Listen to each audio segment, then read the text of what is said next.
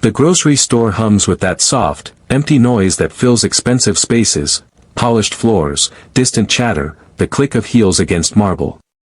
Outside, rain taps against the glass like impatient fingers. Inside, the world smells of roasted coffee and fresh bread, a quiet luxury that pretends everyone can afford it. Then comes a sound that doesn't belong there. A child's voice. Small, shaking, almost swallowed by the room. I promise to pay when I grow up. The words slice through the air, innocent, fragile, too brave for their age. Heads turn. The cashier stiffens. Someone laughs awkwardly. And for a moment, time slows, as if even the air can't believe what it just heard. The little girl stands at the counter, her hands gripping a cold bottle of milk. Her shoes are mismatched, one too small, one too big, and her coat isn't really a coat at all, just a threadbare sweater hanging off one shoulder. In her other arm, a baby cries softly, his face pressed into her chest, his lips dry, searching. The cashier leans forward. Sweetheart, this isn't a charity. You can't just.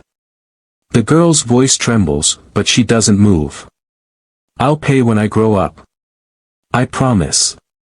Her words are not a plea, they're a promise made with the kind of honesty only hunger can teach. Behind her, a few customers exchange looks. One whispers, "Where's her mother?" Another mutters, "These people are everywhere now." A sigh, a shake of the head, and the line shifts impatiently. The kind of discomfort people feel when faced with something that reminds them of their comfort. And then, from somewhere near the back of the line, movement. A man lowers his phone. His suit looks pressed enough to hold its own posture. His wristwatch glints under the soft white light. He's been in 1,000 rooms like this one, quiet, efficient, detached. But not this time. He watches her, the tiny figure at the counter, as if the world just pulled him into a story he didn't ask to hear. The cashier reaches for the bottle, ready to take it away. The girl hugs it tighter. The baby whimpers. The clerk hesitates, uncomfortable now. You need to leave, sweetheart, she says gently, though her tone doesn't match the words. The girl doesn't move.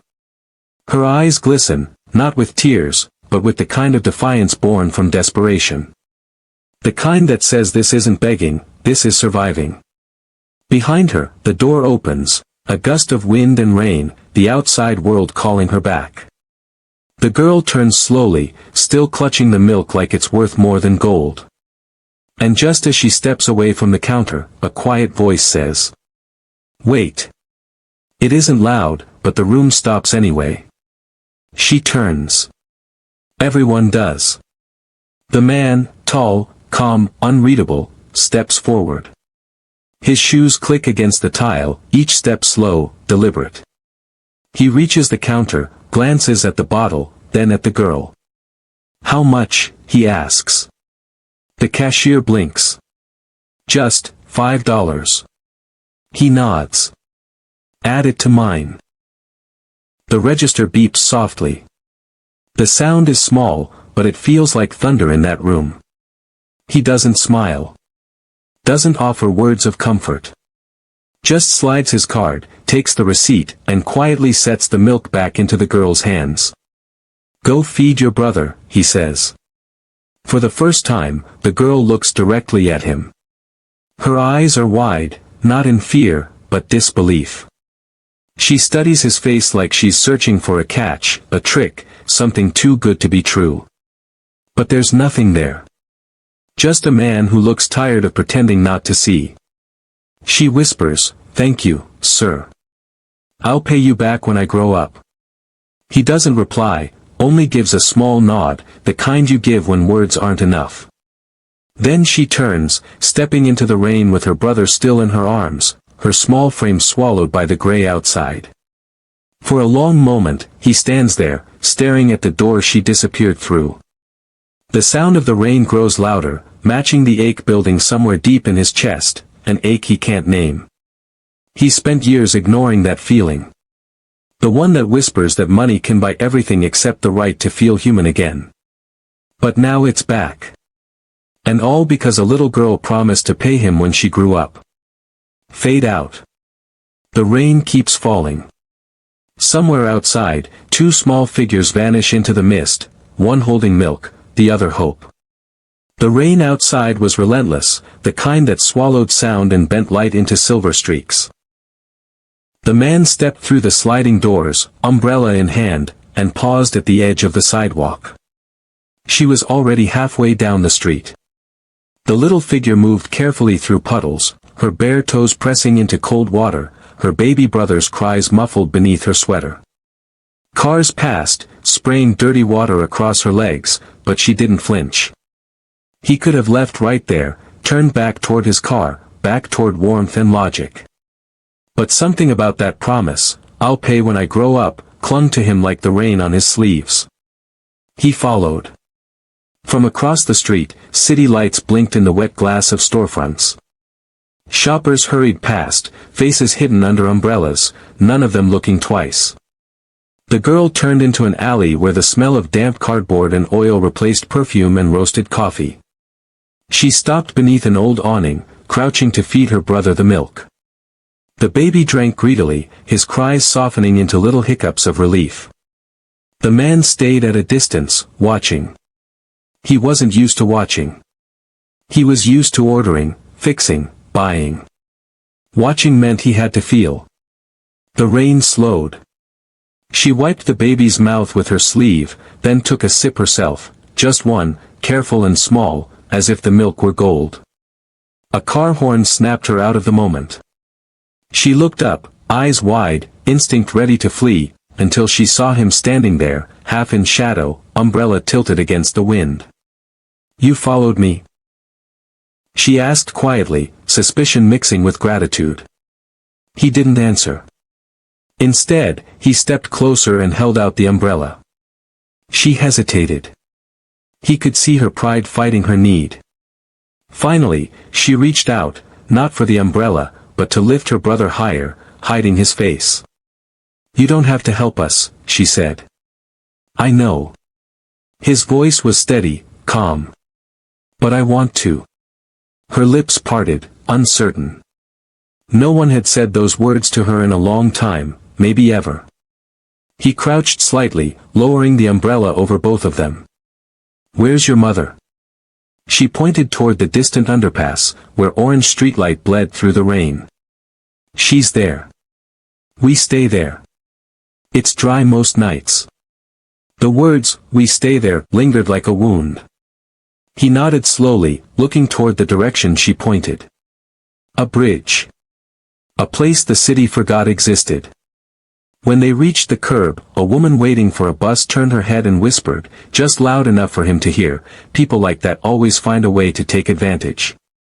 He glanced at her, not with anger, but disappointment. The woman looked away. He opened the back door of a nearby store and returned a minute later with 2 paper bags, bread, bottled water, a pack of diapers. He held them out silently. The girl shook her head. "We can't pay for that." "I didn't ask you to." "Then why?" He studied her for a long moment before answering. "Because you asked the world for help, and the world pretended not to hear." Her grip on the baby tightened. She didn't reply, but her eyes softened, a small flicker of trust trying to find room beside fear. They walked in silence through the wet streets, the umbrella covering them both. The city's rhythm changed as they left the glowing storefronts behind. Neon signs gave way to dark brick walls and graffiti. The air grew heavier, colder. At the underpass, the sound of dripping water echoed like a slow metronome. Piles of blankets, plastic bags, and forgotten belongings lined the walls. This was her home. He stopped a few feet away. His shoes were soaked now, the rain creeping into his collar, but he didn't care. She set the baby down on a pile of folded clothes, adjusting the thin blanket around him. Then she looked up at him again, uncertain why he was still there. "You should go," she whispered. "People like you don't come here." He looked around at the broken bottles, the cold concrete, the flicker of a dying candle someone had left behind. Then back at her, small, defiant, brave. Maybe people like me should, he said. A truck roared overhead. The baby stirred and began to cry again. Without thinking, he reached into one of the bags and handed her a small stuffed bear he'd bought on impulse at the store. Its fur was damp from the rain, but she held it like it was made of light. She smiled, a real smile this time, small, hesitant, but real. He turned to leave. Behind him, her voice followed, soft as a prayer. Thank you. I'll pay you back when I grow up. The rain started again, heavier now, drumming against the concrete like a heartbeat. He stopped halfway up the stairs, looked back once more. The image burned into him, a child curled around her brother, a flickering candle between them, and the sound of hope surviving where hope shouldn't. It was the kind of sight that stayed with a man, the kind that whispered at night, reminding him that all his wealth had never bought peace. He took one last look before disappearing into the storm. But he didn't know it yet, that moment, that promise, had already changed everything.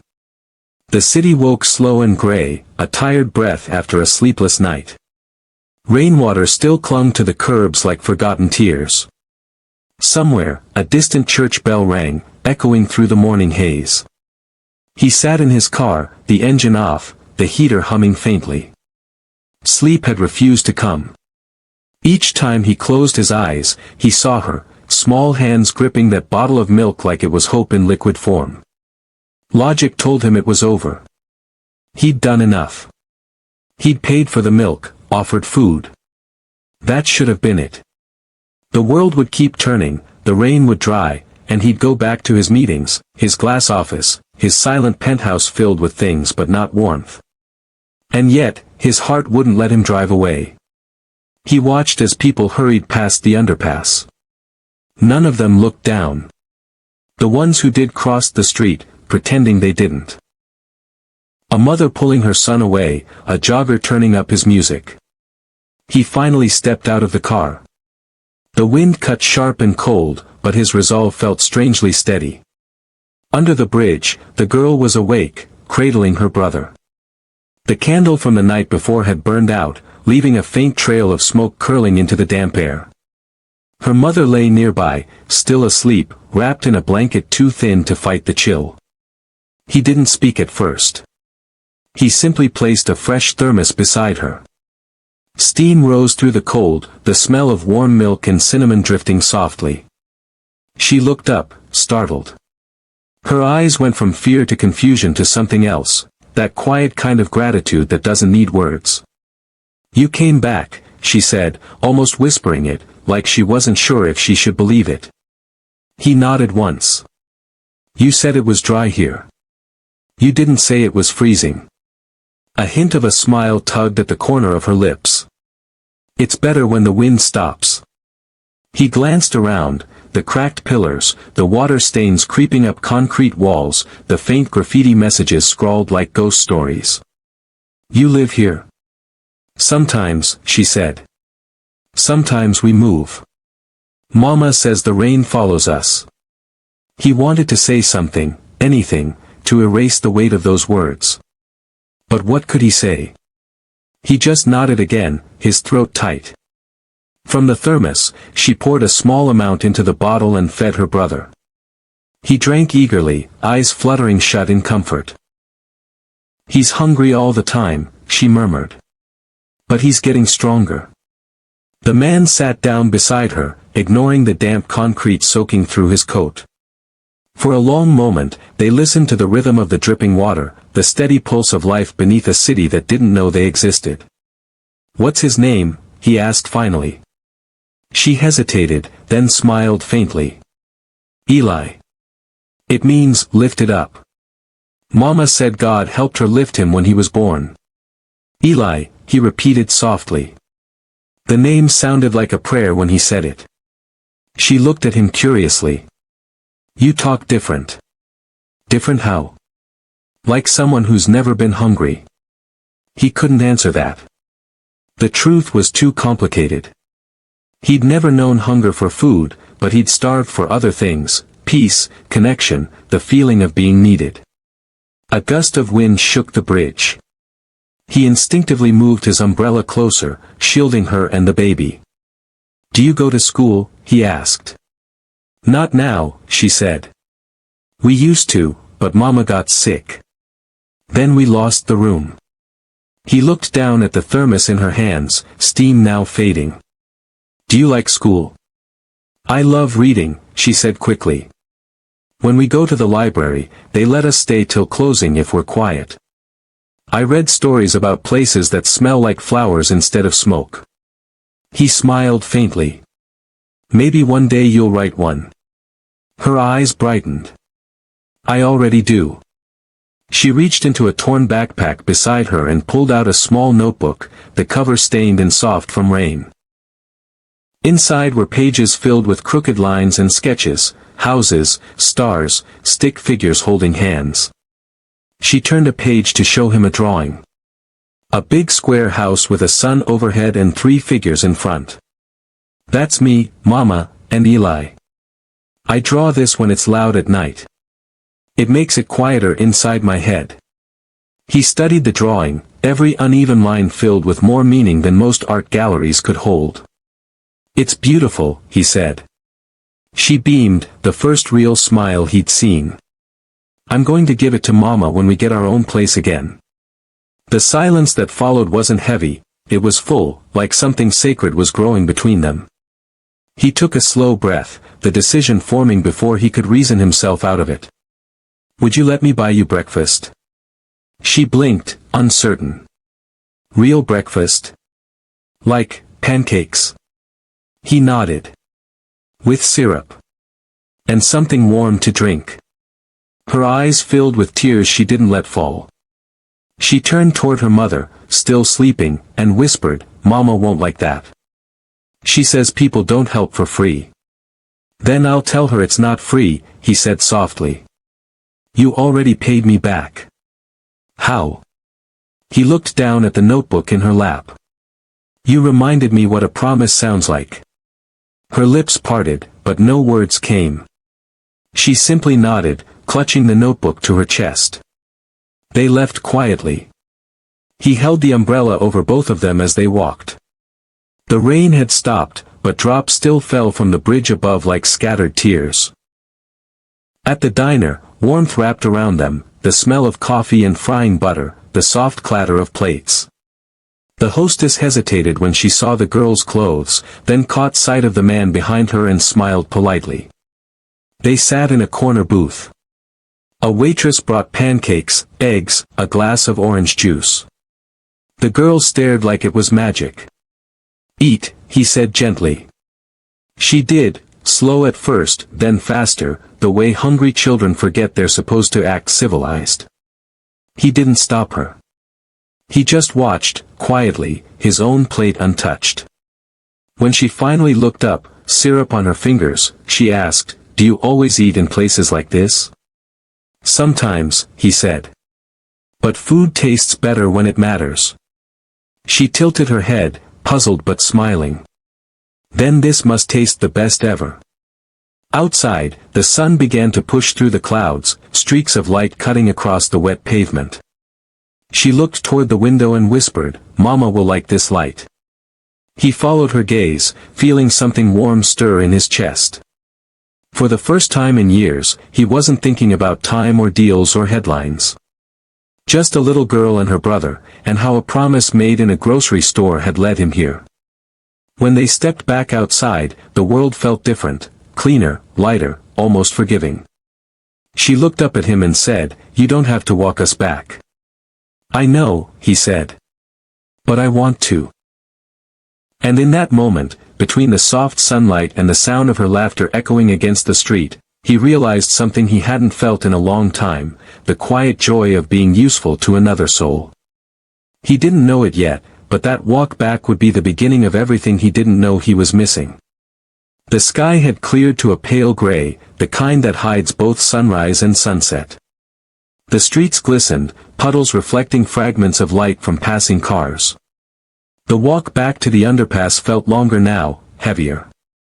The girl's laughter had faded into a thoughtful quiet, her small hand still wrapped around his sleeve as if afraid the world might snatch him away. When they reached the bridge, the air changed. The scent of wet concrete and oil hung thick. The baby stirred, fussing in her arms. A soft voice floated from the shadows. "Where were you?" A woman sat up from beneath a pile of blankets, her hair matted from sleep, her face lined with exhaustion. The girl ran forward. "I brought breakfast, Mama. And look, milk, bread, everything." The woman blinked, disoriented, then noticed the man standing a few steps behind. Her posture stiffened instantly. "Who's that?" she demanded.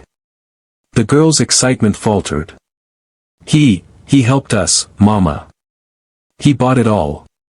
The woman rose slowly, pulling her coat tighter. "We don't need pity." He stayed where he was, hands still, voice calm. "It's not pity. It's breakfast." She frowned, uncertain whether to believe him. Years of disappointment had carved suspicion deep into her bones. Her eyes, once bright, had dulled into a cautious gray, the color of someone who'd learned that kindness often came with a price. "You should go," she said sharply. "We don't take from strangers." The girl's small voice trembled. "Mama, please. Just try it. It's warm." The woman hesitated, then knelt beside her daughter and baby. The smell of pancakes drifted out of the paper bag. She tore off a piece of bread, chewed slowly, and for a fleeting second, something in her expression softened. He didn't move closer. He just stood in the damp light, the hum of traffic above them filling the silence. Finally, the woman looked up. "Why?"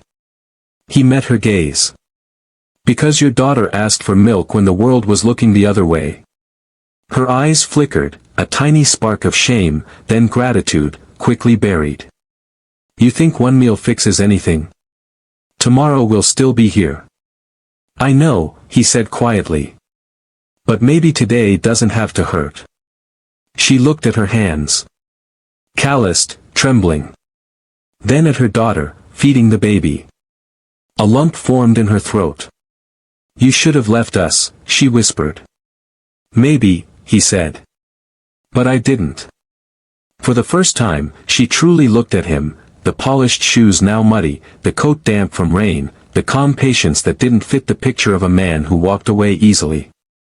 Something about him unsettled her, not because of who he was, but because of what he reminded her of. The world before everything fell apart.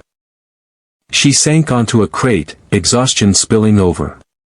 "We had a home once," she murmured. "A small apartment with yellow curtains. My husband worked nights. Then he got sick. I tried to keep the bills paid, but medicine costs more than mercy." Her voice cracked. "He died in winter. I told myself I'd find a way back up. But jobs don't wait for people who fall." The girl listened quietly, her hand on her mother's arm. He said nothing. The truth didn't need commentary, only witness. "I thought the city would help," she continued. "They gave me forms, interviews, promises. Nothing came. I sold my ring, then my car. When Eli was born, we were already here." The silence after that confession felt sacred, too fragile to break. He crouched beside the girl, his voice low. "You've done more than most would." The woman gave a bitter laugh. "That's not what it looks like." "Looks can lie," he said. "She's alive. That's proof of something." The girl smiled faintly, clutching the stuffed bear he'd given her. "Mama, he's nice." Her mother sighed. "Nice doesn't last." "Maybe not," he admitted. "But it's a start." Rain began again, a soft drizzle whispering against the concrete. He opened the umbrella, holding it over the three of them. The gesture startled her, no one had shielded her from rain in years. "Let me help," he said simply. Her eyes narrowed. "Help how? You don't even know us." "I know enough." She stared at him for a long moment, searching for the catch. "And what do you get?" He almost smiled. "Maybe peace." Something in her cracked. She turned away, wiping her face with the back of her hand. The girl climbed into her lap, the baby between them. He reached into his coat and placed a folded envelope beside the crate.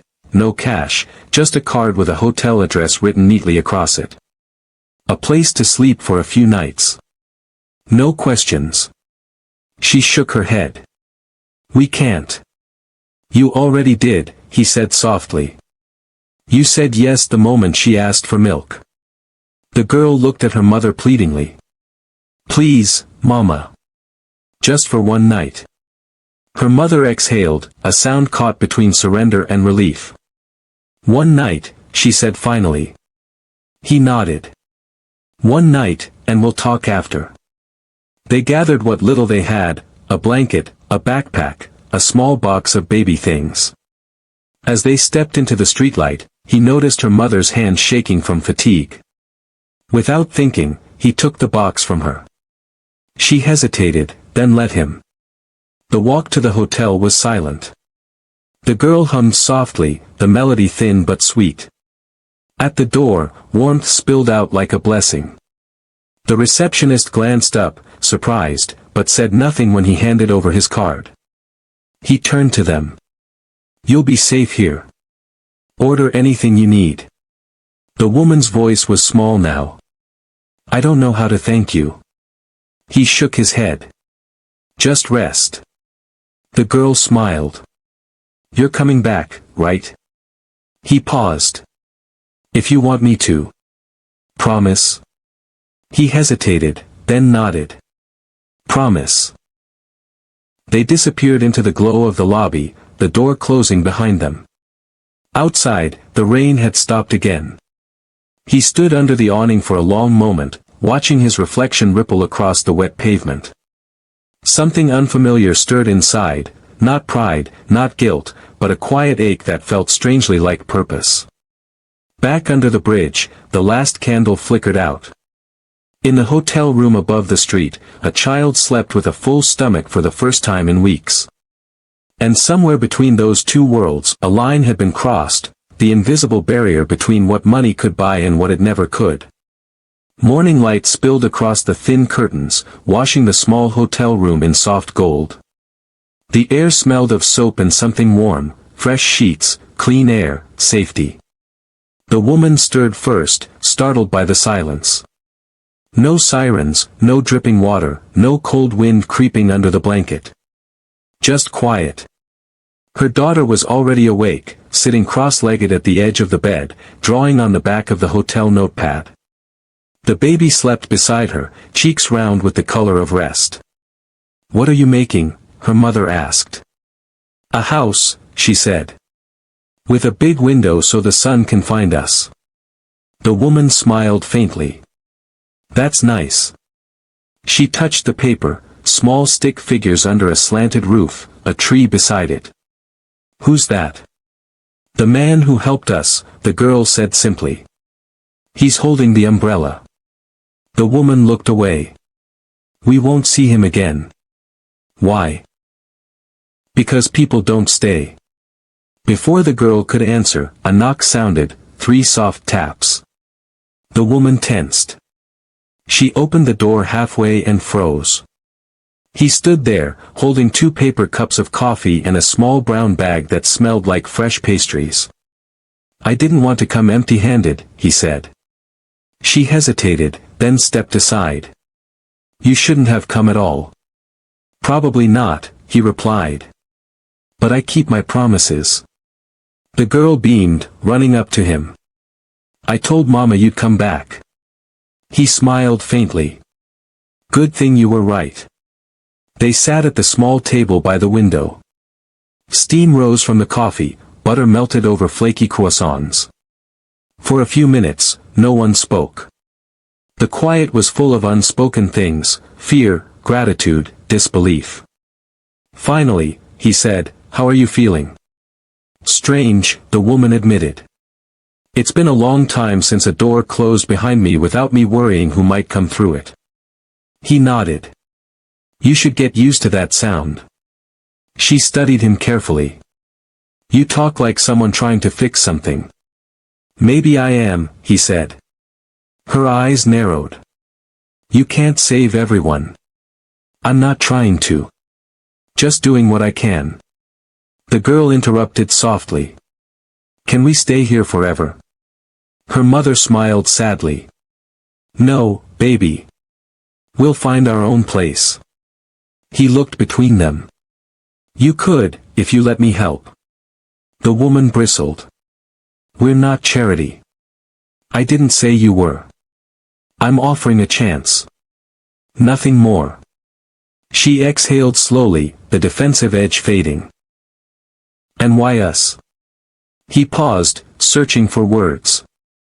Because most people I meet want something from me. You didn't. You just wanted milk. That answer silenced her. She looked at her daughter, who had gone back to her drawing, humming under her breath. He leaned back, his voice soft. You remind me of someone I used to know. Someone you lost? She asked. He nodded once. A long time ago. I learned too late that money doesn't buy the moments that matter. The girl looked up. But money bought the milk, she said innocently. He smiled. That's true. But the milk didn't change me, you did. The child grinned, not fully understanding but sensing the kindness in his tone. Later that day, they walked together through the park behind the hotel. The grass glistened from last night's rain. The girl ran ahead, laughing, her shoes squeaking with every step. She chased pigeons in sunlight, her joy so bright it felt like a song. The woman sat on a bench, hands folded in her lap. She hasn't laughed like that in months, she said quietly. He watched the girl spin in circles, arms open to the sky. She's got a strong spirit. She gets that from her father, the woman replied. He used to say she'd be the light in every dark room. There was silence. Then he said, looks like he was right. She turned to him. Why are you really doing this? People like you don't wander into bridges and bring strangers to hotels. He thought for a moment. Because for the first time in a long while, I didn't want to walk away. Her gaze softened, but she looked down quickly. Careful, she said. The world has a way of punishing good hearts. I'll take my chances. They watched the girl for a while longer. She plucked a yellow dandelion from the grass and ran back to them, holding it out. Here. It's for both of you. He took it, smiling. What's it for? It's called a wish flower, she said. You blow it and make a promise. He exchanged a glance with her mother. What did you wish for? The girl grinned. For the sun to stay. They laughed softly. As the day faded, the woman agreed to move temporarily into a small apartment he arranged through one of his unused properties, a modest place, nothing lavish, but safe and warm. She resisted at first, insisting it was too much, but the girl's joy drowned her protests. That evening, boxes arrived, clothes, food, blankets. The girl's favorite was a small sketchbook and a box of colored pencils. She sat cross-legged on the living room floor, filling page after page with scenes of sunlight and laughter. In one drawing, 3 figures stood beneath a big roof. She titled it, Trying. When he saw it, he smiled. Why that word? Because we're not there yet, she said. But we're trying. Her mother watched from the doorway, arms folded, eyes glistening. Something inside her shifted, a fragile trust blooming where fear used to live. Days turned into a quiet rhythm. Breakfasts shared, errands run, bedtime stories read aloud. The girl would press her small hands to the windows each morning, counting the cars below, then turn back with excitement. It's still there, Mama. Our home didn't disappear overnight. One evening, he found her asleep on the couch, the baby in her arms and crayons scattered around.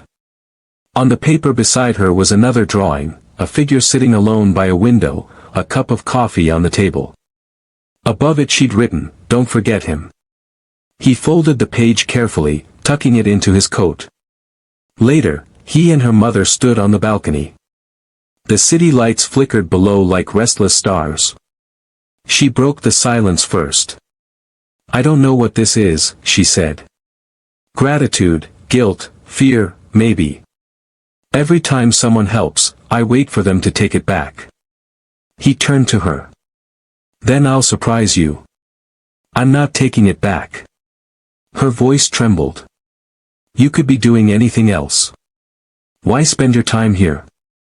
He looked at the girl through the window. "Because this feels real." The woman followed his gaze. "You know, I used to believe people like you didn't see us. That we were invisible. Maybe we were both wrong," he said quietly. "Maybe you just reminded me how to look." She smiled then, small and tired but true. "You talk like someone who finally came home." He considered that. "Maybe I did." Inside, the girl stirred and murmured something in her sleep. Her mother went to her, tucking the blanket higher. The baby's tiny hand reached out, resting against her arm. He watched them, a warmth filling his chest he hadn't known he was missing. When he left that night, she walked him to the door. "Good night," she said. "Good night," he replied. He hesitated, then added, "You don't owe me anything." "I know," she said. "But let me thank you anyway." She reached out and squeezed his hand. It was the simplest gesture, yet it carried all the words neither of them could say. Outside, the city breathed around him, sirens, footsteps, laughter, life. But it sounded different now. Softer. Kinder. He glanced up at the apartment window where the light still glowed. The curtain moved slightly, and for a moment he could see the silhouette of the little girl holding her drawing against the glass. The house, the tree, the three figures. He smiled, whispering to himself, "We're trying." And for the first time in years, the word didn't feel like an excuse. It felt like a beginning. For a while, the days settled into something almost gentle. The girl started to hum again when she brushed her brother's hair. Her mother cooked simple meals in a tiny kitchen that smelled of hope and onions. Laughter came easier, and the silence that once filled every room began to feel like peace instead of emptiness. But peace has a fragile sound, like glass cooling after the flame. It never lasts long before the crack. It came one evening, just as the sun dipped low behind the towers. The girl was coloring at the table, her mother folding laundry, the baby asleep in the crib. The knock on the door wasn't gentle this time. It was heavy, hurried, wrong. Her mother froze. "Stay quiet," she whispered. The knock came again. "Open up. I know you're in there." The voice hit her like a memory she tried to bury. She pressed her back to the wall, breathing fast. The girl looked up, frightened. "Mama, who is it?" Her mother didn't answer. She just whispered, "Get your brother." The door handle rattled. Then came the voice again, lower, meaner. "You think you can hide from me? I know who's paying your bills now." Fear clawed its way up her throat. She backed away, clutching both children. When the door finally stopped shaking, silence filled the apartment. A moment later, the sound of footsteps fading down the hall. Then nothing. The girl's eyes filled with tears. Is he gone? For now. Who was that? Her mother swallowed hard. Someone we hoped we'd never see again. The man returned later that night. He found them huddled on the couch, lights off, the television still glowing faint blue. The moment he saw their faces, he knew something had changed. "What happened?" he asked quietly. The woman didn't speak. Her daughter did. "Someone came. Mama said he's bad." The woman finally looked up.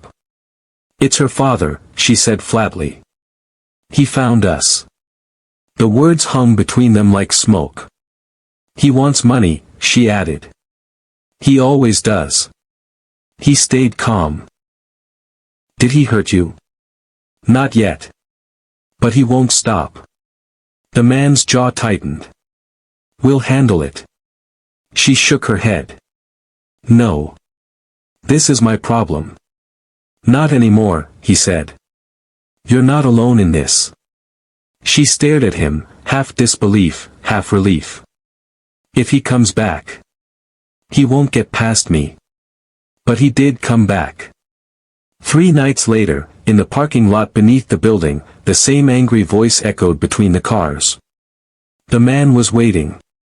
He stepped into the light, eyes wild, breath sharp with cheap liquor. You think you can take my family, rich boy, he snarled. The other didn't flinch. They're not something to take. You paying for her now? Buying yourself a little redemption? He laughed, harsh and cracked. You don't know what she's like. She'll drain you dry. The man stayed silent. Words wouldn't help a man already drowning in his own bitterness. Then the shove came, sudden, violent. He caught his balance, said evenly, go home. I am home, the drunk spat. She's mine. Security arrived before it could go further. The police followed. Papers were filed, warnings given. But fear doesn't vanish with paperwork. It lingers in corners, in shadows, in the way a mother wakes at every sound. For days, tension thickened the air. The girl stopped singing. The baby cried more. Even the light felt dimmer. He visited often, bringing calm if not comfort. They'll keep him away, he said. Her mother nodded, though her hands trembled. He's not the only danger. People talk. They're asking why a man like you is spending time here. They say things. Let them, he said. But it could ruin you. He smiled faintly. Maybe some things need ruining. That night, she dreamt of the bridge again, the cold, the rain, the sound of her daughter's promise. When she woke, she found a note on the kitchen counter in his neat handwriting, I'll fix this. No more hiding. He wasn't at his office the next morning. Instead, he met with lawyers, filed restraining orders, made calls to agencies that still owed him favors. The process was slow, but for the first time, it moved. The system listened because of the weight of his name, and he hated that it took wealth to make compassion audible. When he returned to the apartment later that week, the baby was asleep and the woman was standing by the window. Her reflection trembled in the glass. You did all that for us? She asked. Yes. Why? Because no one ever did it for me when I needed it. She turned toward him. You talk like someone who lost everything once. He nodded. I did. It looked nothing like this, but it felt the same. The girl walked in, holding her latest drawing, a house, a tree, 3 figures again, but this time the lines were stronger, the colors brighter. Above the roof she'd written one word, safe. He knelt beside her. It's beautiful. She grinned. It's real now. For a while, things settled again. The legal order held. The man who'd threatened them disappeared, leaving behind only memory and fear. Slowly, laughter returned. Then came the call. The woman was washing dishes when the phone rang. A voice on the other end, firm, official. Child Services. They'd received a report, anonymous, but specific, claiming she was unfit, that the children were in danger, that she was living off a stranger's money. Her world tilted. That's not true, she said, but the voice didn't change. They'd send someone to assess the environment. When he arrived that evening, she told him everything. He went still, the old frustration rising. It's him. He's trying another way to hurt you. She gripped the counter. They can take them, can't they? Not if we stand together. The inspection came the next day. Questions. Photos. Notes. The woman answered them all, trembling but steady. The girl tried to help by offering her drawings. See? We're fine. The worker smiled sadly and left. When the door closed, silence. The woman sank to the floor, shaking. He knelt beside her. You did everything right. Her voice broke. I can't lose them. Not after everything. You won't. She looked up, tears streaking her face. Why do you care so much? He met her eyes. Because you remind me that good things are still possible. The next week crawled by. Then, finally, a letter, no charges, no removal, case closed. The relief came like air after drowning. The girl danced around the room, her laughter echoing against the walls. Her mother covered her face and wept. When she finally looked at him, her voice was small. You keep showing up. He smiled. Promises matter. But somewhere deep inside, he knew the fight wasn't over. Fear leaves stains you can't wash out easily. That night, as rain began again outside, the girl drew one last picture before bed. This time it wasn't a house or a tree, it was a bridge. Underneath, 3 tiny figures stood hand in hand. Above them, she'd written, together. He watched her tape it to the fridge before turning off the light. Outside, thunder rolled across the city. Inside, warmth glowed in a single room that used to be cold. And for the first time since the story began, none of them were alone in the storm. The city dawned slow, its skyline wrapped in pale gold. Clouds drifted like tired thoughts across the horizon, the kind that never quite decide whether to rain again. Inside the small apartment, morning light stretched across the walls, catching the girl's drawings, tiny windows into hope pinned in uneven rows.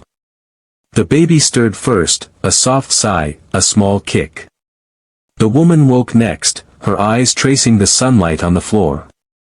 For the first time in months, her body didn't brace for noise or danger. The air felt still, honest. She rose, careful not to wake the children, and stepped onto the balcony. Below her, the world moved, buses exhaling, people hurrying, shops opening, but up here it was gentle. A knock came, light and familiar. He stood in the doorway, hands tucked into his coat pockets, a small smile playing at the corner of his lips. Morning, he said. Morning, she echoed, softer. He lifted a paper bag. Breakfast. She smiled. You don't give up, do you? Not on good things. The girl ran out from the bedroom, hair wild, still in her pajamas. You came, she said, leaping into his arms. Of course, he said. A promise is a promise. They ate together at the table. Pancakes again, warm and sweet, like the first time. Only now there was laughter. No fear behind it, no shame, just the quiet comfort of belonging. After breakfast, the girl pulled him toward the fridge, pointing at her newest drawing. It was the bridge again. But now sunlight poured through the cracks, and beneath it stood not 3 but 4 figures, a heart floating above them. You added one, he said. She nodded proudly. It's for all the people who help other people. Even the ones we don't see. He smiled, touched in a place words couldn't reach. Later, they walked to the park. The air smelled of grass and rain. The girl skipped ahead, chasing butterflies. Her mother pushed the stroller slowly, shoulders no longer weighed down by the world. She sleeps now, the woman said quietly. When it rains, she doesn't flinch. He nodded. That's how healing sounds. They reached the pond where ducks drifted lazily in circles. The girl leaned over the edge, dropping crumbs from a bag. They're hungry, she said. He chuckled. You always feed someone. She grinned. You too. The woman smiled at the exchange, then turned serious. We can't thank you enough. You already did, he said. Every day you wake up and keep going, that's thanks enough. She hesitated. We'll pay you back someday. You already have. How? He looked at her. You reminded me what living feels like. A breeze passed between them, gentle and full of unspoken things. When the sun began to set, they walked back toward home. The girl ran ahead again, spinning in the golden light. Look, she called out. It's raining sunshine. Tiny droplets fell, catching the light like dust made of gold. He looked up, smiling. She's right. The woman laughed softly. I used to think storms only ruin things. They also wash them clean, he said. At the apartment door, the girl hugged him tightly. Thank you for the milk, she whispered. He smiled down at her. You paid for it 100 times over. She tilted her head. How? By keeping your promise to grow up kind. She beamed, holding the door for her mother. Inside, the baby cooed from the crib. The woman turned once more before closing the door. You gave us more than food or a roof, she said. You gave us back the world. He shook his head. You just let me be part of it. She nodded, eyes bright. Then maybe we both found what we needed. The door closed gently. He stood there a moment longer, listening to the muffled sound of laughter inside, the soft music of lives mending. He reached into his pocket and pulled out a folded piece of paper. It was one of the girl's earliest drawings, the house, the tree, 3 crooked figures, and the word home written in uneven letters. He unfolded it, smiling. The edges were worn now, but the colors still brave. A drop of rain landed on the paper, then another. He lifted his face to the sky, letting the drizzle wash over him. For the first time in years, he felt the rain not as something cold or lonely, but as something living. He tucked the drawing back into his coat and walked away slowly, the city lights flickering on one by one around him. Behind him, laughter spilled from the window. Ahead, the world stretched wide and forgiving. And somewhere between those two places, the past he couldn't change and the future he'd just helped rewrite, he realized that some debts aren't meant to be repaid. They're meant to be carried forward. He whispered into the fading light, I promise to keep trying. The camera would hold on him there, a solitary figure beneath a sky of gold and gray, walking toward whatever comes next, proof that even the smallest act of kindness can echo far enough to change the sound of a life. The screen holds the last frame a moment longer, rainlight shimmering across the pavement, footsteps fading. Then the picture softens, and a quiet voice rises through the sound of falling drops. Some promises don't need money to keep. They need heart. Words appear in white against the dim street. If this story touched you, type "Hope Wins" in the comments.